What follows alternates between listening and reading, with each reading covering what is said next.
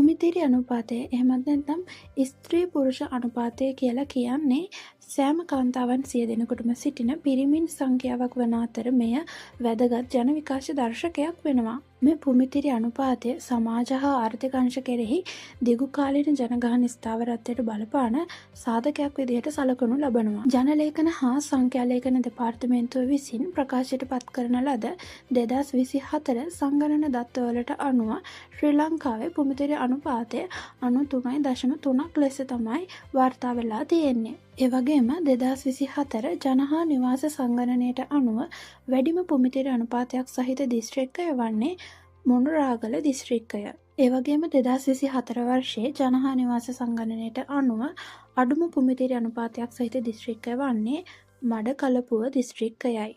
ඊළඟට අපි බලමු 2024 ජන හා නිවාස සංගණනයට අනුව අවුරුදු 15ට අඩු ජනගහනය මුළු ජනගහනයෙන් කොපමණ ප්‍රතිශතයක් විදිහටද වාර්තා වෙලා තියෙන්නේ කියලා. එය 20.7ක් විදිහට තමයි වාර්තා වෙලා තියෙන්නේ.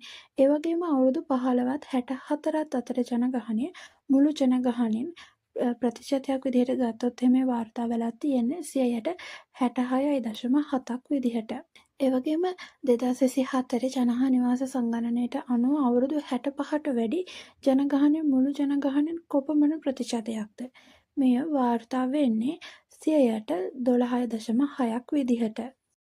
මෙම සංගණනයට අනුව අඩුම යැපුම් අනුපාතයක් සහිත දිස්ත්‍රික්කය ලෙස වාර්තා වන්නේ කොළඹ දිස්ත්‍රික්කයයි. එවගේම මෙම සංගණනයට අනුව වැඩිම යැපුම් අනුපාතයක් සහිත දිස්ත්‍රික්කය ලෙස වාර්තා වන්නේ මාතර දිස්ත්‍රික්කය. මෙය 100ට ගත්තොත් එම 155ක් විදිහට තමයි වාර්තා වෙන්නේ.